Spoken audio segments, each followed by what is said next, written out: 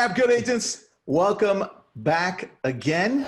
This time we're with Nick and Jeff, and we're going to be talking about how to blow up your open houses virtually, and I mean that in a good way. So, Nick, thanks for being with us, buddy. This is part of the whole business video school series that we've been doing. So really excited to come back into this and then show you guys how to do it right. Jeff, what the hell is that jacket? Oh yeah, baby. So I'll give you some context. Those who are new to the call, I spoke at the Club Wealth big conference, Led Listing Agent Bootcamp today, where you're required to wear suits, right? So I thought, well, I don't like wearing suits, so I am going to do something obnoxious to brand myself. And so I went to Rhett Harmon, my boy Rhett Harmon, who recommended Shinesty. We'll give them a nice little plug here. And they can basically put anything you want on a suit. And so I had them put my logo on there and the colored suit, and it was pretty awesome. Yeah. Of course you did. I love it. Yeah, of course I did. Of course I did. All right. Well, guys, let's get started. Let's do this, Cool. Nick. Yeah, ready to roll. I got some slides, as always, keep things organized. You're always prepared, and I know in the background, we've got the talented Vanessa, who is the one that creates these amazing, amazing presentations for us. So Vanessa, I know you're listening. Thank you. We love you. You're awesome. Love you too, Tristan. Yeah. All right. Yeah, no, she makes it easy for us. Lots of good content to just basically work through today. So we got quite a bit. So I'm gonna just go ahead and dive right on in. Yep. Let me get this working. There we go. Cool. So yeah, we wanted to talk about virtual open houses today, and I think that in a lot of ways there's a lot of similarities between a virtual open house and a traditional. I guess we're gonna start calling them traditional open houses at this point. But there are some key differences, and once we get through this today, and I think as people get used to doing these, I don't think this is going to go away in the future. I mean, I think as consumers get used to the idea of touring houses virtually beforehand, it's going to just catch on in popularity, and this is going to probably become something that's kind of a regular part of your marketing strategy. So, for those of you that are new to this, I mean, this is something that if you can really use this next, couple months or so to master this, not only is it going to be a huge tool you can use in your business moving forward, but you're also going to get much, much more comfortable with video, because virtual open houses are all about video. And that's a skill you can use all across your business, all over the place. So let's talk about kind of what the process is that you should be working through to get started here. So first of all, you got to decide before you do really anything else, where are you going to give people access to your open house, right? So is this something that you're going to put on social media? Are you going to do it through a conferencing platform like Zoom or Google Hangouts? I'm going to talk a lot today about Facebook, since this is where we're streaming this between Zoom and Facebook, because I do think Facebook is something that your typical real estate agent is probably actively using already. And there's a lot of really cool tools that Facebook has built out over the past few years that are really useful in this particular case. So that being said, though, I would really recommend go where your audience is. So if you don't spend a lot of time on Facebook, but you've got a good following on Instagram, maybe you're going to go live on Instagram to do your open house versus Facebook. But one of the advantages of Facebook is that you can create an event for your open house, and then you can use kind of traditional event promotion marketing to get as many people to RSVP to it. And then you can use the event platform within Facebook to deliver all of your video content about the house, right? So I think a lot of what I'm going to teach you today is kind of built around that. And if you want to do it somewhere else, you just kind of transfer what you're learning today to those places. So the next thing, once you've decided where you're going to host the open house, is you got to decide what kind of video are you going to use to share, the tour, basically, right? So you've got two distinctly different options here, and I'm going to kind of walk through both of them and why you might want to do them versus the other one. And those are going to be live video versus pre-recorded video, right? So they're both video. It's just a very kind of different way that you're creating them in the first place. So I'm going to be kind of encouraging you to go the live video route. I think there's more you can accomplish that way, but I wanted to talk about both and give you some options for pre-recorded video if you do that. So what's so cool about live video? I mean, why is this something I like? And I mean, I'd love to hear what you guys think too. Number one is it's as close as you can get to in-person interaction.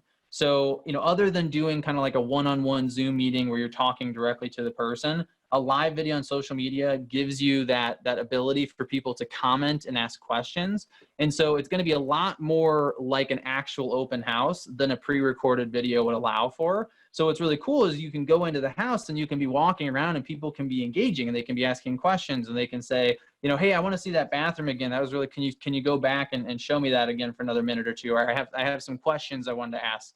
And that engagement and that interaction, I think, is a huge advantage to live video.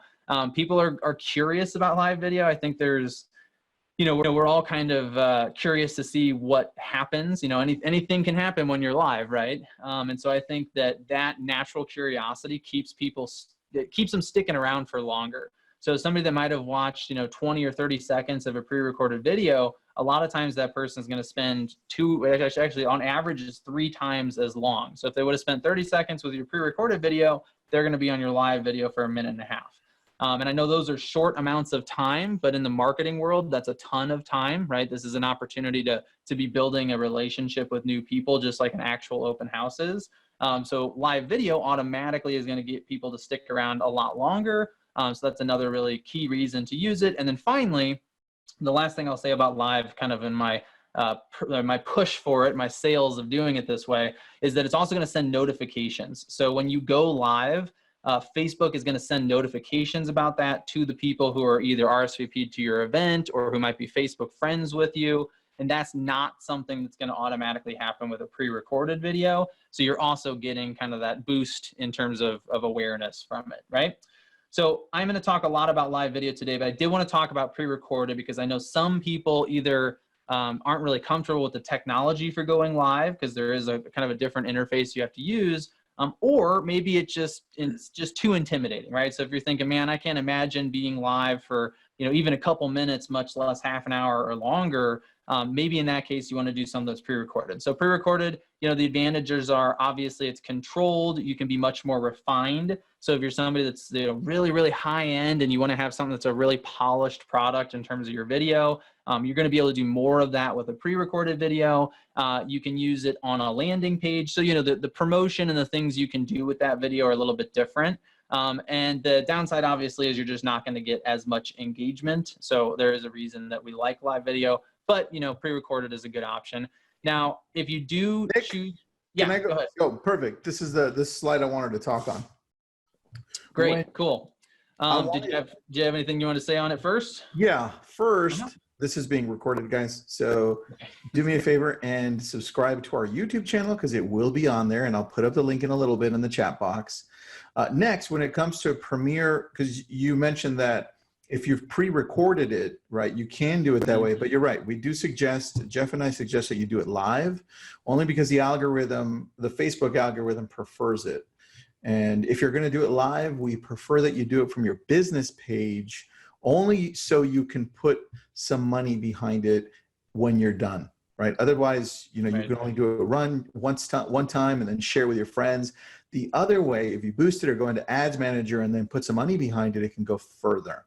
And some people have said, well, look, I've run an event or I've done a premiere, but I don't get a lot of people showing up. And I think in preparation to that, you have to make sure that you make a lot of noise. You know, send it out to your sphere, to your database. One thing that we've done is we've gone to our database on the back end and looked to see who's looking at that price point and then send it out to them.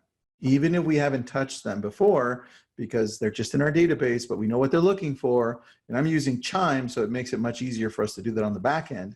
It's important for us to be able to do that to create a better feel as to when this is happening. And that's why I love Premiere, right? And I know you're gonna cover it, guys. So if you wanna go in a little bit deeper onto events and Premiere, I'm gonna put up the link. Again, guys, subscribe so you guys can watch the repeat, but I'm putting up the link right now. Back to you, Nick. Hey, Nick, one quick question. Somebody asked if there's a way, and you may not have thought about this, if they can receive the copies of the slides. So if they can, Vanessa, maybe think about a way for them to be able to receive that while we're going through, and we'll share that. Okay. Yeah, we'll see if we can share the slides potentially. Okay. Yeah. So I mean, kind of to your point, Tristan. I mean, I think that there are, you know, basically there's no such thing as like this technique doesn't work. There's just, you either didn't do it right or you didn't do enough of it. And I think that when it comes to promotion, like, and I'm going to talk a lot about promotion later on here. Promotion's key, right? You can almost never do too much of it. I mean, there is a limit, but no one ever gets anywhere near it. So I think that is really important to understand, is that, if you talk enough about it, if you make enough noise, and we're going to give you a couple techniques to do that here, you will get the eyeballs, right? I mean, there's really, so when you talk about like, oh, I've held an event on Facebook, well, I mean, there's all kinds of ways to get people to that event. And I think you just need to consider doing more of those. So you've already given some good tips there, and we'll kind of continue elaborating on that as we go.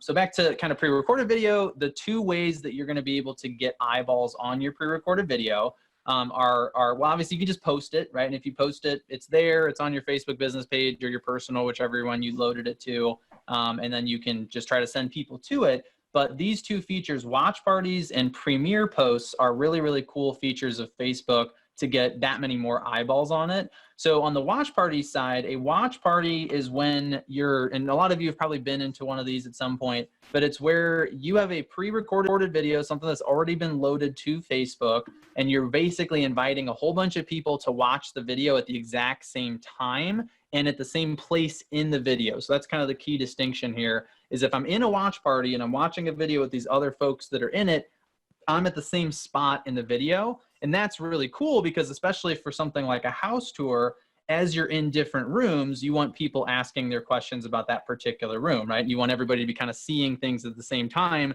If you don't do something like a watch party, it could get confusing because somebody maybe commented at this point, but it wasn't where somebody else was in the video. So that's kind of what's unique about watch parties in particular. You can start them through your business page. You can start them through your personal page. There are like a tiny fraction of people who do not have access to watch parties for some reason. We've run into a couple recently. So if you don't have it, that's why. I can't tell you why that's the case, but it does seem to be an issue that like a tiny fraction of people are having currently. But you create them and then you can invite people to them. So once they are up and turned on, one kind of quick side note is if you do use a watch party, I'd recommend putting a buffer at the beginning of the video that's like maybe a couple minutes. That gives you a little bit of time to get into the watch party and start inviting a whole bunch of people to it, right? So that way they don't necessarily miss the very beginning of the video. Or alternatively, you can pause the video, wait for a few people to join the watch party, and then get started. So that's watch parties. And then premiere posts is basically turning a pre-recorded video kind of into a live video. So when you upload your video as a premiere, what it's going to do is you have to upload it at least 10 minutes before you want it to premiere on Facebook, because it won't let you schedule it any closer than that. And then what you do is you pick a time, and at that point in time, the video is going to appear on your page or your profile, and it's going to look and work just like a live video. So for the length of the video, it's kind of just like a watch party. Everybody's seeing it at the same spot, just like if you joined a live video while it was currently live. And then that way you're getting kind of that same sort of experience. The downside being that you're not actually able to respond through the video. You could respond in the comments if people have questions, but obviously since it's not actually a live video, you're not going to be able to adjust what you're doing in the video based on what people say. So again, another reason that I like the live experience for these open houses, because you can actually through the video respond to what people are saying. So somebody could say, hey, can you go back to that room? And you can actually go do it, right? So with Premiere, you do get the comments, but you don't get the interaction aspect. And then final note on Premiere is once it's done premiering, it's just going to live there like a normal video after that point, which is same way that a live video typically works. All right, so that's kind of your two ways for pre-recorded video. Like I said, I'm going to be talking the particular strategy I'm kind of honing in on today is using Facebook events and then using live video actually in that event and doing everything in promotion towards driving attendance at that event on Facebook in particular. So that's the technique that I kind of prefer here. But a lot of the steps and stuff we're doing to talk about both preparation and promotion, you can utilize really depending, doesn't really matter what kind of video you create. So next thing, Nick, let's hit some questions real quick. Go ahead, One question was, can you save a Facebook Live? The answer is yes. Yep. Once you're done going live in the bottom left, before you post it, there's a save button. It'll save it directly to your phone or your computer. Another question, and Tristan, you're answering some of them as we go. Can I share it from business to personal? Yes, and you should all day long. Can you post a premiere post inside of a Facebook event? No, we checked that earlier. You cannot. So that's the thing is you can't do watch parties or premiere posts, I believe, through an event itself. Here's how Where do you you do it, find? guys. So Where do you there's a find the option? Go on ahead. where to do it. So I was just putting in a link to OneStream because somebody had a question about OneStream. So for the premiere, you have to go to your business page, number one. And in your business page, once you're ready, you just go to post and upload a video. As soon as you upload the video, it'll start asking you questions and say, okay, what's the title?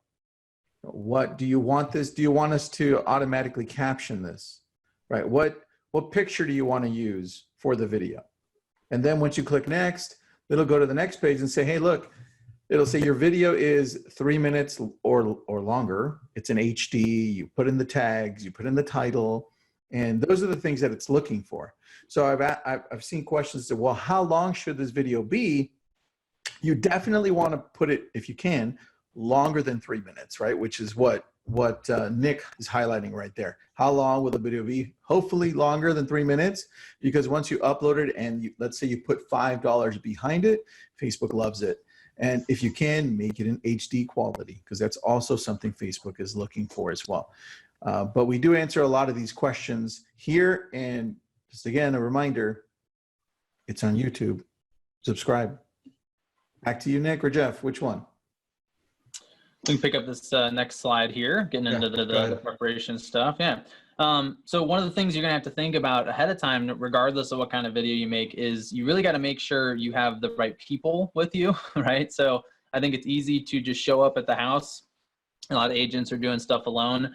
And then you realize, oh, hey, if I want to make a video of me giving an entire tour of this place, it would probably be helpful to have somebody else hold the camera, right? Because it eliminates one of the major distractions to making a video is trying to record it and narrate it and, you know, guide it and be a part of it all at the same time. So definitely recommend having a second person there. You can see in this kind of picture here, this woman's using a gimbal.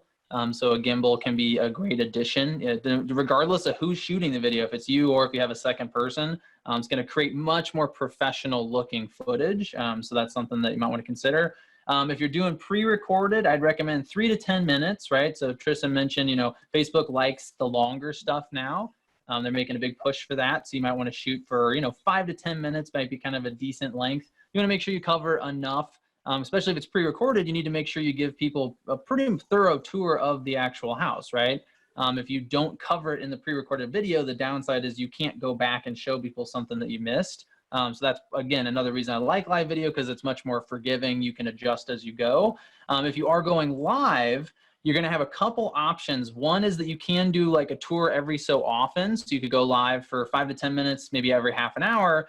And this might feel intimidating, but I would really encourage you to go live for kind of the entirety of the open house, right? So maybe keep it a little shorter than your traditional 3 or 2 hour open house, so maybe it's 1 hour or something like that. But if you can be live pretty much the whole time and staying engaged and, you know, come up with some things to do when you don't have somebody on there that just kind of keeps the video active and interesting, I think it's going to be a lot easier for people to kind of hop on and off and be able to ask their questions as they need them versus having to wait around for a specific time to get onto your live stream. So just something to kind of think about.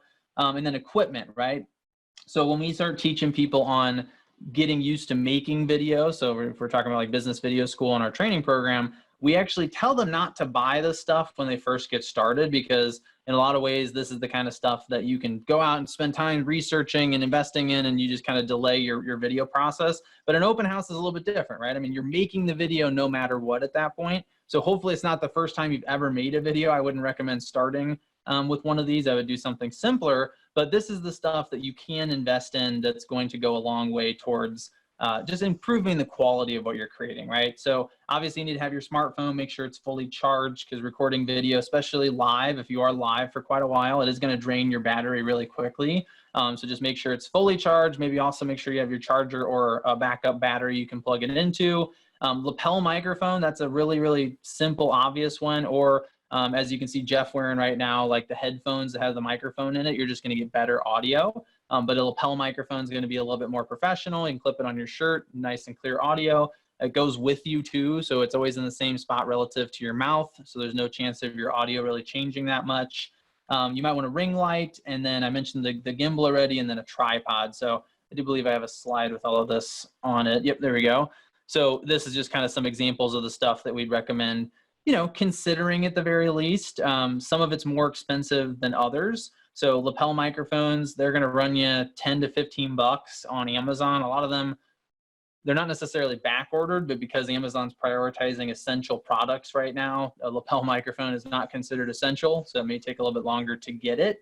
But that's the kind of stuff that's affordable. That ring light, I think, is 16 bucks. So it's also pretty cheap. Then you get your tripod, a little bit more expensive, but I think is that the That's one you use? 25 bucks. Yeah, 25 Yeah, bucks. that's a $25 one. Yep, so not too bad. And then finally the gimbal, right? The gimbal is going to be your biggest investment. I believe that the DJI Osmo 3, which is the more recent model of their phone gimbal, is like 125 bucks. So it's not, you know, it's not the cheapest thing in the world, but it's going to make all of your footage super smooth. One thing I will mention real quick, kind of a side note, is if you do shoot video of a room, right? So if you're shooting anything where you're panning the camera, right? So you're holding your camera up and you're kind of slowly rotating from one side to another. There's a rule in videography. Basically, it says any item that enters the shot should take 7 seconds to travel from one side of the frame to the other. All right. So if you have like a, you know, so if you're kind of considering how fast should I move through the rooms, you know, pick an item, and as soon as it enters one side of your screen on your phone, give it a good 7 seconds before it gets to the other side of your screen. And that's going to feel a little bit too slow, but for this kind of stuff, that is crucial, because it's very easy when you're making video to move way too fast. And especially because people are trying to get a good feel for the house and you know, every aspect of it through this tour, you're going to want to give it plenty of time, right? So don't be afraid to kind of linger a little bit with your shots, and use that 7 second rule when you're panning across the room. And then Nick, one other kind of, yeah. Nick, on that previous screen, somebody had a question about a lapel mic. Yep. Do you know of any lapel mic that doesn't connect to the iPhone jack or any jack, kind of like a Bluetooth by any chance, that you can recommend? Because I couldn't think of any, because I don't use one. So yeah, there's a it's called Rode Wireless Go, is a model. The problem you're going to run into with wireless mics is that they are not cheap. So that one's like 200 bucks. So it's not typically something I recommend for your kind of beginning videographer, but it is really cool. I have one, I use it all the time. It's actually got the microphone built into the transmitter. So it's just a little square. It's like that big, it's pretty small. And you can literally just clip it to your shirt, and it's got the microphone right in it. And then you plug the other end of it into either, it's designed for a camera, so you will need an adapter, an audio adapter, if you're going to use it with a phone. But those are like a couple bucks. They're not hard to get. And then you have a wireless setup. So that is your option. I haven't seen many that are going to be much less than like 150 bucks for the set. So just keep that in mind. Hey, and somebody just asked about AirPods. We just learned recently, Tristan shared this, now I've been sharing it. AirPods do not work with your video camera. It's crazy. You think they're working, but they're not working. I Googled it, it's true. So AirPods work wonderfully when you're on a phone call. They do not work at all when you're on video. Crazy, right? It Jeff, is. Do you know if they work with the Facebook Live app? Maybe You know, something you need to dude, look into that maybe. I've never tested it out. I've only tested it out recording it on my phone. So I couldn't tell you I'll have that, to try but that. I'll test it out. I'll lock my Yeah, phone in the closet and I'll leave. And you tell me if you can hear me on Facebook All right, Live. yeah, I'll have to do it. There you go. It's another good video for business video school, right? We'll just lock our phone in the Actually, closet. that's a good idea. There you go. That's how I did it last time. So Well, so my There's another assistant quick here- question, Yeah. real quick, Nick. There's another quick question on the gimbal versus a tripod.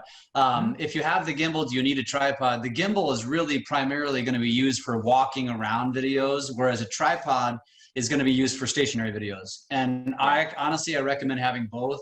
I have 3 tripods. I keep them everywhere because the worst thing you can do, even when you're stationary, is hold your phone. Even though you think you're stationary, you're not. You're shaking. And I don't want to get motion sickness from watching your video. Nobody does. Somebody mentioned that earlier. They got dizzy watching somebody's video.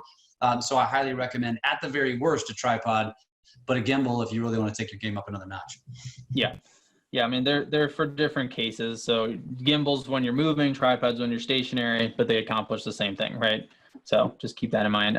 So last kind of equipment note I want to mention here is, and this is a bit of a hack, is use a wide angle lens on your phone. So you can see in the picture there, that's what's called a moment lens. I've got one here. I'll hold it up to the camera if you can see that real on the screen there. So you get these cases and the lens just kind of clips right into it. So it's super handy. You don't have to use that brand, but if you get a wide angle lens, Can you you're bring going to that up again? capture. Yeah, you want me to show it again? Sure. Sorry. Get back to my demo there. So yeah, what's cool about these, so yeah, it just pops right on the phone there, right? So you can see it's just attached into my case. That's just this particular brand Moment, but there are all kinds of brands of lenses. These are really professional, so they're kind of the top tier of lenses for your phone.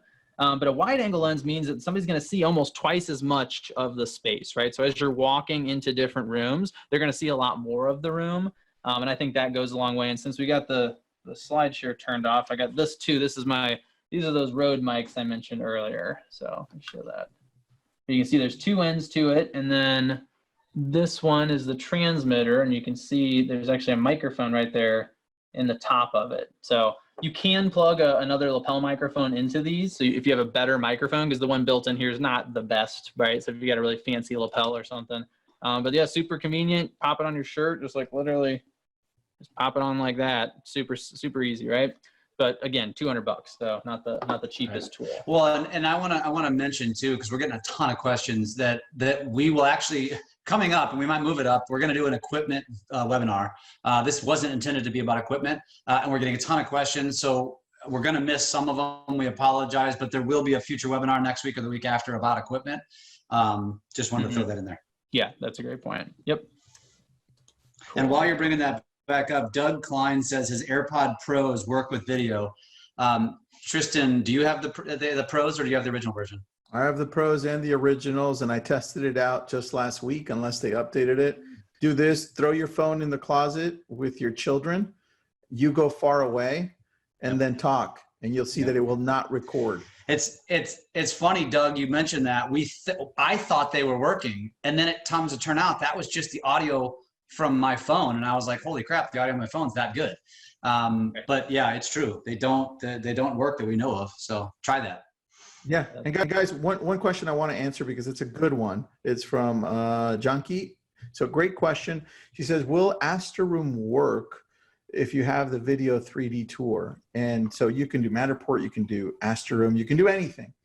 Here's how you make it work. So number one is if you have to go on and click to go to the next room and the next room, I would do an event out of it. And I show it on the video that I posted up there on YouTube. But if it's an event to go through the home, you're doing the event at a specific time, then you welcome everybody, and you then open up the 3D tour and you take people through the tour. Like if it's live, right? Because it is. And you're saying, hey, look, here's the kitchen, here's this and that, and this and that. And check out this. And I really love this part of the home. And now you're going through the 3D tour like if you're inside of the home. So that's an option. That's what I would recommend. That's actually what we've done. That's been really fun to do. And the other one is pre-recorded, or you can go through a pre-recorded video as well and kind of narrate it. So now Nick just posted up text that you need to text so that you can get more video tips. Yes, I was gonna mention, because I think people get lost down the equipment rabbit hole a little too much, but I do think it is a common question. It's something we want to be addressing. So we have this series of videos. We have 14, and Jeff's actually shot a couple more that we're adding that are basically all just free tips on how to use video in your business, right? So we've got stuff on how to go live, we've got stuff on how to get more confident on camera, what to talk about, all kinds of it. What we're going to do, especially now that we're getting so many of these questions, is we're going to start making videos that are about specific pieces of equipment. So we're going to make, a video that's specifically about, this one model of gimbal, and it'll be almost like a review of that piece of equipment, and then links on where you can get it and all that kind of stuff, where you would use it, what kind of scenarios you need it for, when you should invest in it, because there are things like a lapel mic that I would say, hey, get that as early as you can. There's not really a reason to wait. But then for something like a gimbal, it's a little more advanced, probably something that you don't need to buy right off the bat. So that is something you'll get if you go ahead and text this. So just so everybody understands how this works, because we had some confusion in the past. You want to send a text to the phone number 44222. So it's only 5 numbers, right? So 44222. Hit enter so you can send the text message. And then the only thing that goes into the text is just all one word, learn video. No quotes, not the word text, just what you see there highlighted, just those letters, all as one word. If it works correctly, you should get a response that asks you for an email address. And then as soon as you give us your email address, again, spell check it. We've had some people submit emails that weren't good. So make sure you have it spell checked.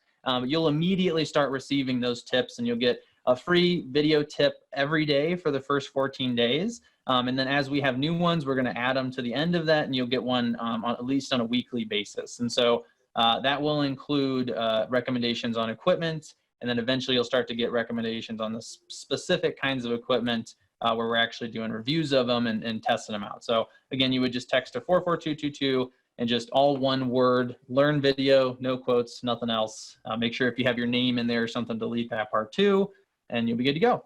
Got it. All right. I want to answer an important question by Kristen. It says, thanks.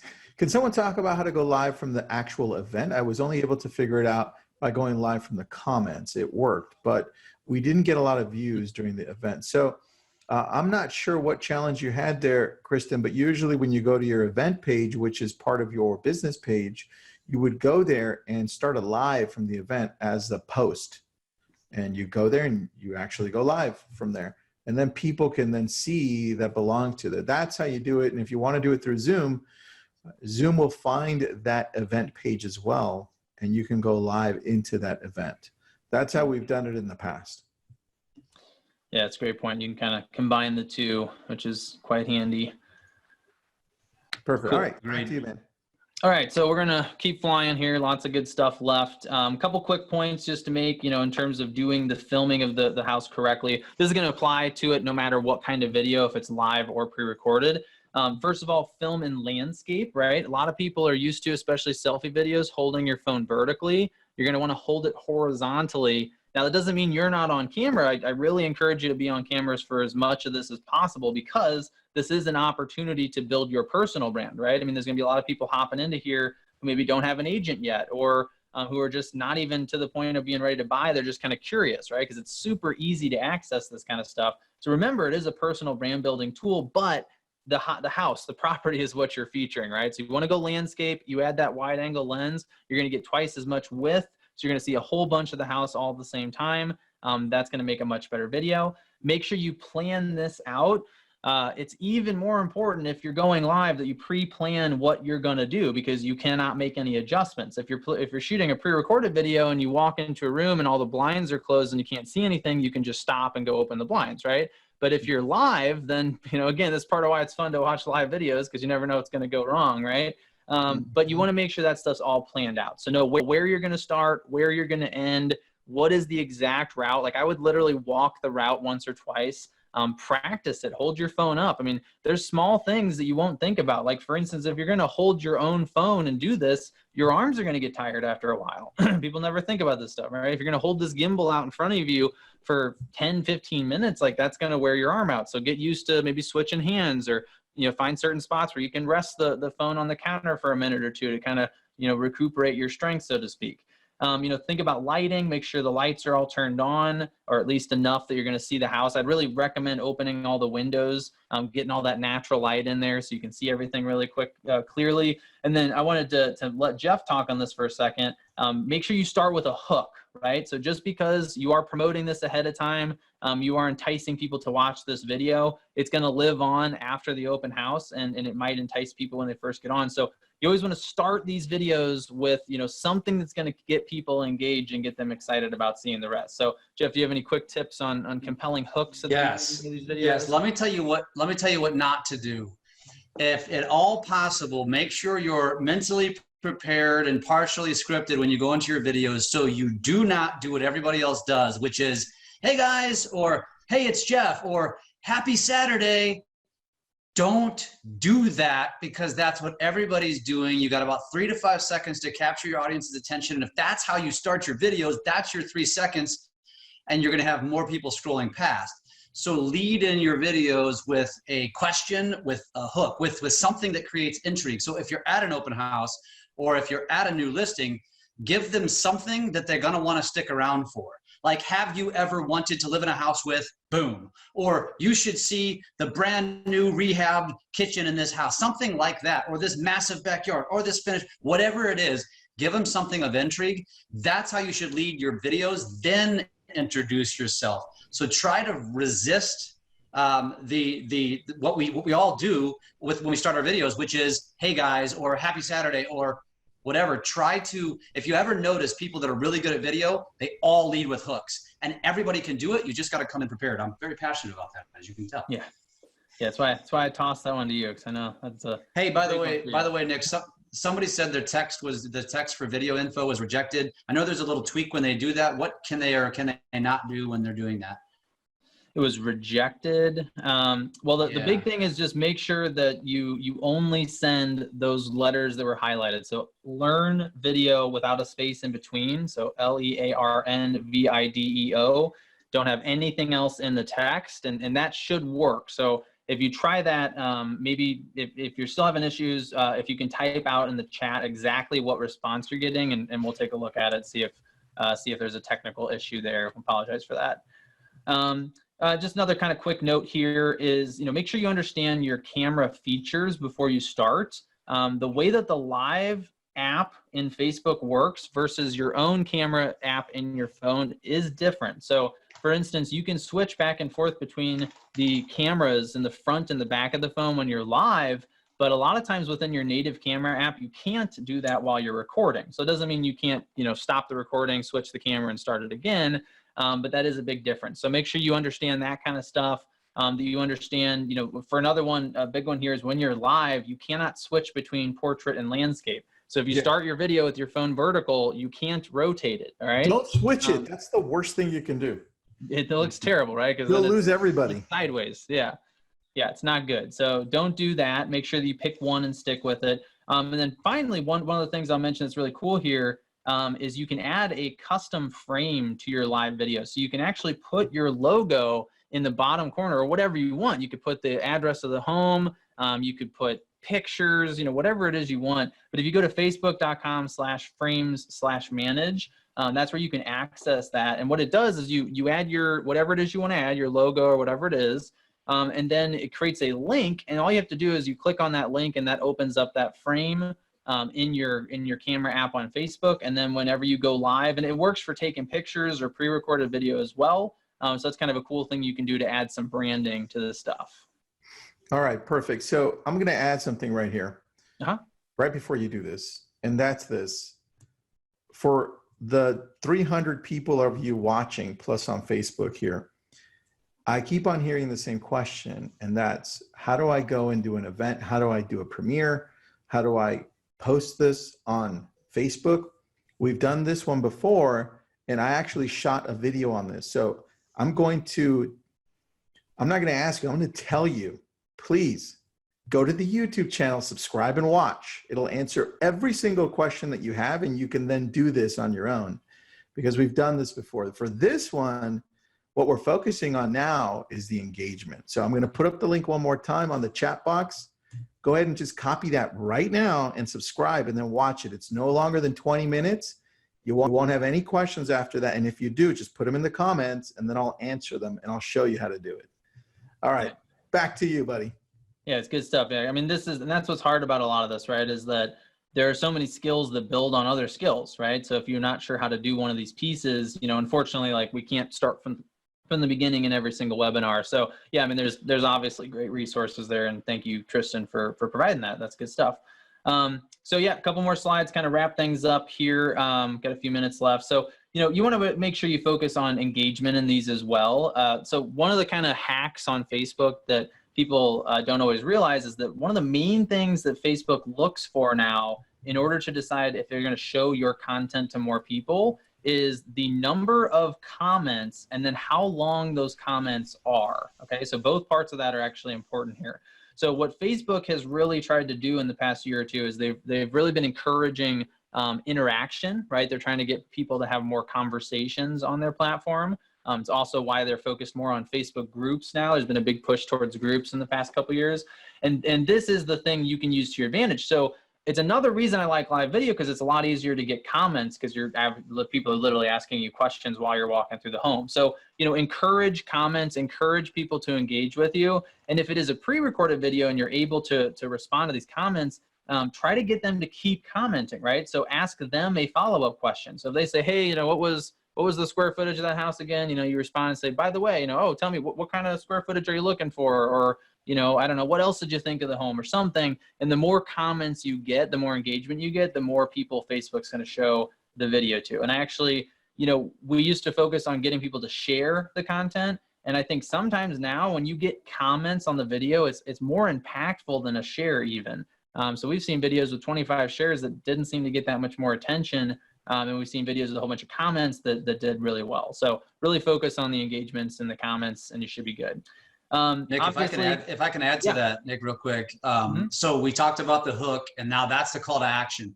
And this is so important. Like all of your videos, there's always start with a hook. All of them should have some form of a story, and all of them should have a call to action. And I'm talking even your personal videos. So we're talking, of course, about open houses here. Make sure you give them somewhere to go. You tell them about the open house that's coming up. You tell them about your website. You tell them to call or email or text you. And same thing like with personal videos, even like Nick said, also a call to action of engaging your videos. If you guys don't understand the concept of playing the algorithm, that's the whole point of why you're doing all of this. And playing the algorithm is how you get seen more often. That's how the algorithm knows, oh, they must like Jeff's post. They must like Jeff's content. So I'm going to put him on their feed more often. And so dead posts obviously show the algorithm that your content sucks, and they assume that nobody wants to see it. So again, remember how to play the game here and make sure you're always engaging your viewers and engaging the people that engage you. That's extremely important. Right. Yeah, I think it's easy to think of social media as different than real life, and I think that's a big mistake. And I think, I see all the time people that get comments on their content and they don't respond ever, or they respond like 2 days later. And realistically, you need to think of somebody commenting on your content as they're reaching out, they're saying something to you. You should probably respond to them as soon as you possibly can. So especially when it comes to getting these comment chains going, which are really, really good for your content reaching more people. If you respond, just like a lead, right? If you don't respond to a lead really quickly, it's much harder to convert. So respond to your comments right away while people are still on the platform, and they're substantially more likely to get into a conversation with you. So that's great for the algorithm, but it's also great for your business, right? Because if you can get a conversation going with somebody, it's usually not appropriate after the first comment to say, hey, you want to have a conversation about buying or selling a house. But if you've had 4 or 5 back and forths, that's where you can say, hey, would it make sense to get together or hop on a Zoom call to discuss this further? So you can pick up leads that way. Keep that in mind, but you got to treat it just like lead conversion. You got to get back to them right away, right? All right, so a couple more things, and we're going to talk primarily now about promotion. Obviously, the key here is just being as prepared as you possibly can. So the version of this that I'm really encouraging to think about is schedule a Facebook event ahead of time. All right, so you get on your Facebook page, you create an event there, and everything you're going to do, and at least in terms of what I'm promoting or talking about here, is you're going to push people to that event, right? I think Facebook events are very well optimized. They're super easy to RSVP to. Once somebody does RSVP, they continue to get notifications about that event, so that's super advantageous for you. So create your event and then do everything you can to push people there. So one of the first things you should do is create some sort of teaser video, right? So this doesn't need to be a full tour of the house. It should be just kind of a tease of, hey, here's one of the really cool features. If you like that and you want to see the rest of the home, make sure you RSVP for our virtual open house, which is happening this Saturday or whenever it is, right? You can also do slideshow. So if you don't feel like you're comfortable being on camera that much more, just take 5 or 10 photos of the house, and even on Facebook, you can upload those and make a video out of them. So that's pretty cool. And you can use other tools to do that as well. So make sure you have some content, or even just, if you just, all you have is pictures of the house, make sure you're posting those ahead of time, and you're kind of creating this excitement and enthusiasm, right? You're teasing people with a little bit of information, but you're not giving them everything so that they have to come to the actual event in order to see the rest, right? So that's really crucial there. Obviously, Hey Nick, yeah. let me add one more thing. Those of you that are on TikTok, TikTok is a great place to create teaser videos for your listings. And TikTok videos are getting way more organic reach on Facebook and Instagram than any other post right now, because everybody knows it's going to be short, consumable, entertaining content. If you want some ideas for TikTok, go follow me on TikTok. I've got about 10 of them on there, just example listing videos that I've created, just fun teaser videos, which is perfect to tease open houses and tease listings. No, that's a great point. That's kind of your ideal little clip that you're going for there. So Correct. Yeah, sure. Yeah, and you can crank out 5 of them in like an hour. You know, I mean they're pretty straightforward to make, right? So yeah, that's a great idea. I mean, and again, you know, back to what we were saying before, the more you can do to promote this stuff, the better. I mean, I you know, I'll admit, like before I got into marketing, you know, 6.5 years ago at this point, I was the kind of person that thought, oh, I'll put up a Facebook event, I'll tell a few people, and I'll send the invites, right? I'll send the little automated invite without a personalized message. And, you know, if people want to come, they'll show up. And now I'm like 100% the other way around, where I'm like, I'm going to do whatever I can to talk about this, because people are bombarded with crap, right? Like we are seeing, I think the average person sees 5,000 advertisements in a given day. It might be a little bit lower right now because we're all stuck at home, so we can't see the billboards and stuff we normally see, but it's still a huge number. And it's very easy, you know, to see something 3, 4, 5 times and still forget about it, right? So traditionally there's a 7-touch rule. I think it's probably even more touches now, but you got to give people lots and lots of opportunities to hear about something. And usually when you get to the 5, 6, 7 exposures, that's when they'll actually take an action and RSVP. So, you know, if you haven't done 7 touches, if you haven't shown somebody what you're doing at least 7 times, you really should not be expecting them to respond to it, okay? So especially if you only have a week to promote this, that means you're promoting every single day in order to get 7 touches in. So keep that in mind. So on Facebook, you know, you can do things like post in your community groups, you know, people that live in the areas. Again, make sure you're adhering to the rules when you do this stuff. You can put it in emails. You can put out social posts. So use your business page, use your personal page to promote this stuff. You can post it on other websites, other social media channels, and just link to the event on Facebook if that's where you're collecting things.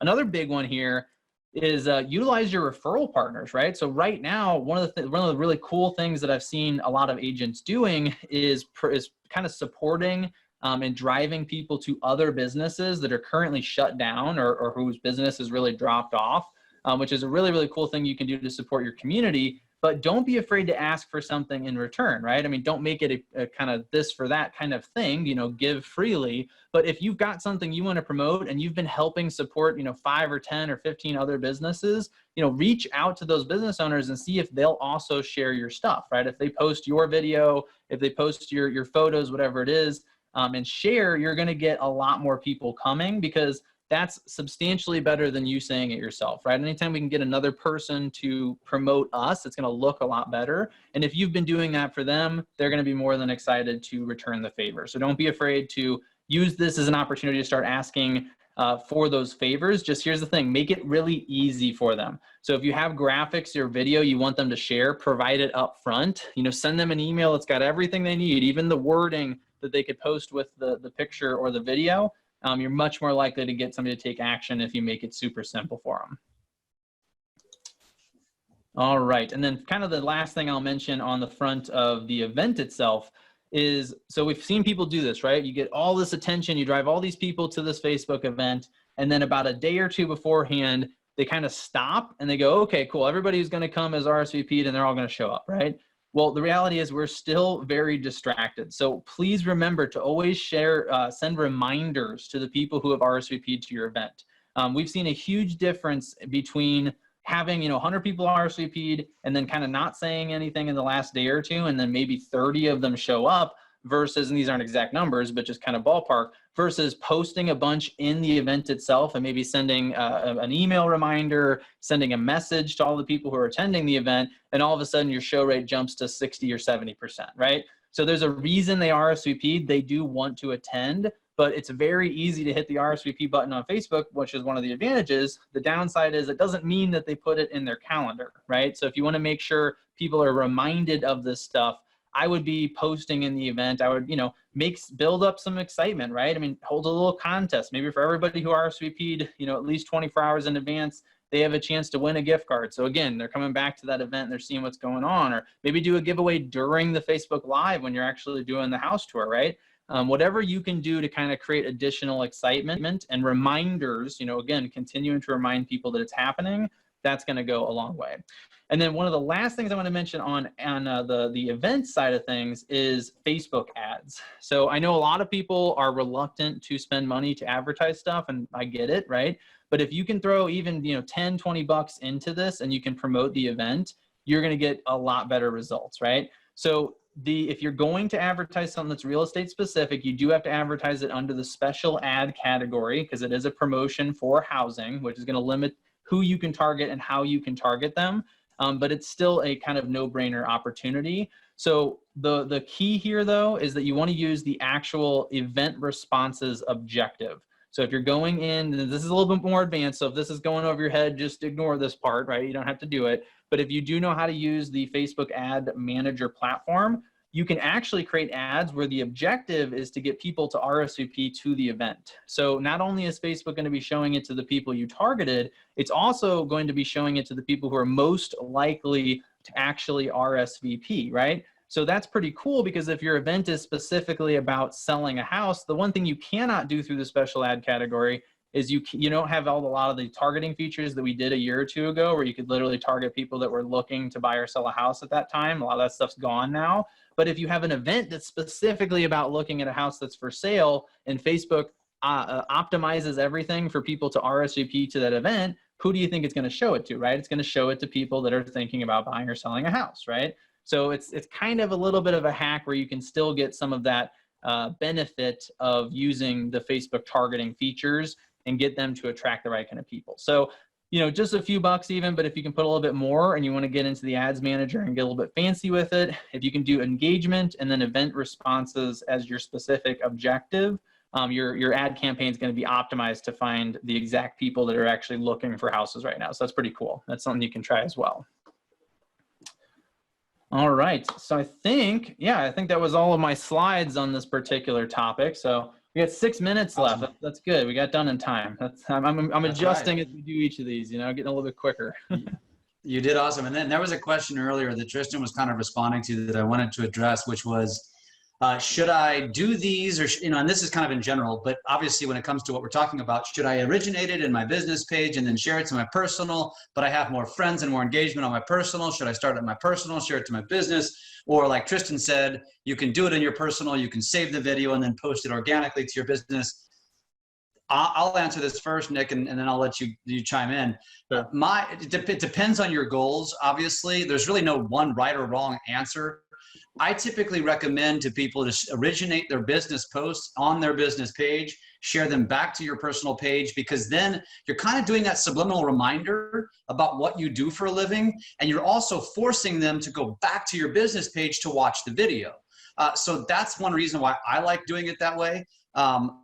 But you're right, you're going to get a heck of a lot more engagement on your personal page than you are your business. Your business is basically a graveyard unless you're boosting, unless you're targeting, doing that sort of thing.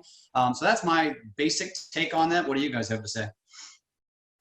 Yeah, I agree. I think I'm a big fan of starting everything on your well, a lot of it on your business page so that people can be driven back to it, right? You can also get into some cooler advertising targeting there. I won't get into the details there, but that is a nice thing you can do with it. Yeah, I love that. Somebody asked about a banner, and if you're using Zoom doesn't allow you to have a banner at the bottom. But what you can do is what I did right here. See, we created a picture, and we can run it off of a background to you. So if you want to promote that you're a certain company, or for us, Lab Code Agents, or whatever, you can just use that feature on Zoom so you can promote yourself or whatever it is that you're going to do. So I think that's an easy fix. Obviously, we're testing out new streaming software. I think I'm testing out 2 this week. One of those is StreamYard, and the other one is OneStream, OneStream.live. OneStream.live doesn't seem to be too expensive. I haven't even touched it. Somebody sent it to me, and I'm like, oh, that sounds very reasonable for the price.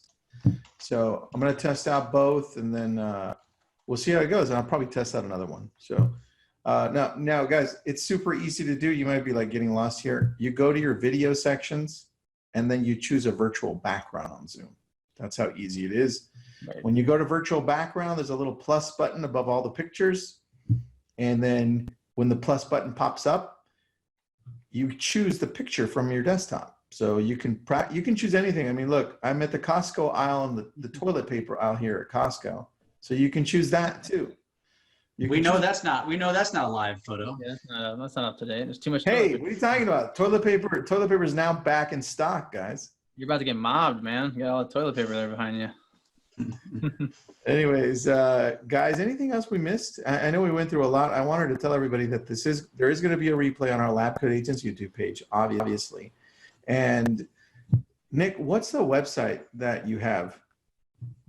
Yeah, let me throw a couple more. Actually, I have another slide or two I can show real quick. So yeah, I mean, obviously when we do this stuff, we try to cover as much as we can in these webinars, but the truth is, like, video as a concept, as a skill, as something you're going to use for the rest of your life, it's a lot of different skills combined into one, right? So there's just so much to learn here in terms of, how to be comfortable on camera, how to be confident, compelling, what to film, techniques, what cameras to use. Obviously, we get a lot of questions on equipment.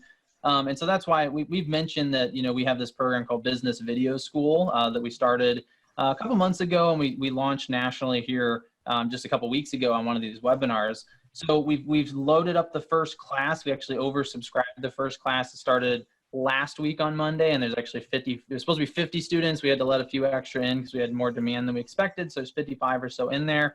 And we're starting a new one next Wednesday. But anyway, so what we are doing is we've got, if you go, I'm just going to skip to the last slide so you can see the website because I know we're running out of time. It's just bizvideoschool.com. But basically, this is a program where every week for 12 weeks, we're getting together as a group. So it's a bunch of people who are going through the same experience at the same time.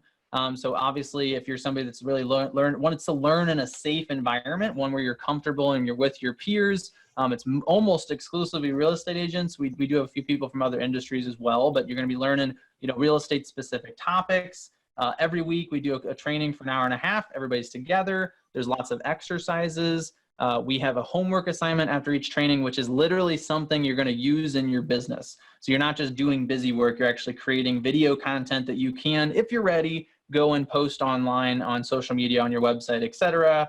Use it in your emails, all kinds of good stuff. So, I don't want to harp on that too much, but I did want to mention it because a lot of times we do these 1-hour trainings, and really they're meant to be kind of a concept, kind of give you a bunch of ideas and kind of get the ball rolling. And then this is the version where we're able to dive in and give lots of personal attention. So we got the group trainings, we got Q&A sessions every single week where people can come in and ask their own individual questions. And they can get a direct response to those. So this is not like your typical online learning where you're just watching a bunch of videos and you got to figure it out on your own.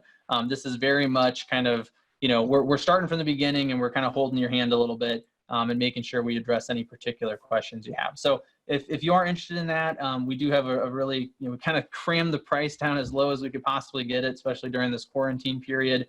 So it's $97 a month. It's less than $25 per class. So every single class, hour and a half of content, in addition to exercise programs, Q&A sessions, homework assignments, the whole 9 yards, so to speak. And you basically pay about $25 per class. We do it over a course of 3 months. So that's what we do. Awesome. Hey, I wanted to address one question, Tristan, on Facebook. Sherry had a question. Sherry, if you're still there, she wanted someone to explain the difference between using a streaming service versus just using Facebook Live. Well, look, for an open house. When you're on a streaming service, you're usually able to share your screen. That is going to be the biggest difference. If you go directly into Facebook Live through Facebook, you're not going to be able to share your screen at all, unless you change the camera and then point it at the screen, and then the screen kind of looks a little bit grainy. That's really the biggest advantage. So if you're at the house, here, let me stop sharing my Facebook page. If you're at the house, what you want to do is probably go live from your phone. That's cool, right? And do it vertically, because when you get in close spaces like the bathroom, the horizontal view is kind of messed up, but the vertical view is perfect in closets, right? So as now we start seeing states and counties start opening up, if you are going to do that, do it vertical. Now, if you're going to be from home and still doing that, you want to do something like Zoom, because now I can turn around and share my screen, open up a video, open up a 3D tour, and go through it. Right, that's the key. Now, somebody asked a question, and I thought it was a good question. I don't know how many of you have it. You go to your business page, and you see everything that we've shot here. We can share. There's a share button, right? You would share, and then when you can copy the link. That's the easiest. Copy the link and post it to your personal page. Some people are saying, well, it doesn't allow me to share it. So if it doesn't, just copy the link. That's the easiest way. Sometimes it happens to us too, where we want to share it and it doesn't give us an option here. See, it doesn't share to my personal page. So what we do, we simplify it. We grab the link. Now I go to my personal page and I would just paste the link and now it pops up. Well, kind of, that's the picture that we had, but you guys understand any other questions on that? I thought that was a good question to answer. 100%, 100%. Somebody asked about the backgrounds. Dave did. Dave, those are just images Tristan's grabbing from the internet, and then you can change your background in Zoom. So you can change your virtual background to be wherever the hell you want to be. It's pretty cool. And now they added video, so you can have a video background too. Crazy. That wouldn't be a distracting, would it? No, not at all. All kinds of. Somebody asked when you shoot vertical versus horizontal. Kim, that depends on the platform primarily. Facebook's almost always horizontal. So just stick horizontal on Facebook and you're safe. But if you're shooting TikTok, that's all vertical. Or if you're shooting Instagram, typically supports vertical. So it just depends on the platform. But I think most people, we're talking about Facebook here, stick to horizontal. Cool. Guys, I think we answered all the questions. This was very informative. We'll do this again next week. Do we know a topic for next week? Yes. Yeah, I think we did. Hold on a second. If you want to hang tight, I will give you a teaser. Thank you. Thank you, Jeff. You're welcome.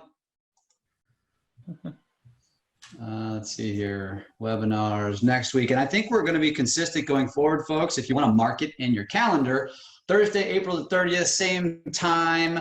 This is going to be increasing your engagement to your SOI using video. So we're talking more about like email, video, and stuff like that. And then I think the week after that is going to be video equipment. So no, that's May 14th. May 7th is video topic. We might adjust them. Either way, it's going to be Thursday afternoons every week, and they're all going to be this type of video content. Vanessa is going to create some killer slides for Nick to share. As you can see, it really is helpful. Where would we be without Vanessa? Because those slides are sick. Yeah. We'd have slides I design and they'd be really bad. That's what we can. This school would suck if it was just you, Nick. It would, I know. Why'd you have to get lecturing to a camera for an hour and a half? I don't know. Oh, just joking. Why did you have to get right up on your microphone to tell me? I wanted to emphasize that. Yeah, that was weird because like your background is covering up your mic until you get close to it, so it looked like. Wait, let me see. Oh, it appears out of nowhere. That's kind of scary, guys. Yeah, it threw me off a little bit. All right, guys. Well, thanks for being on. Appreciate everybody here. Yeah, thanks for joining us. Remember, this is recorded on Lab Coat Agent's YouTube page. Thanks, everybody.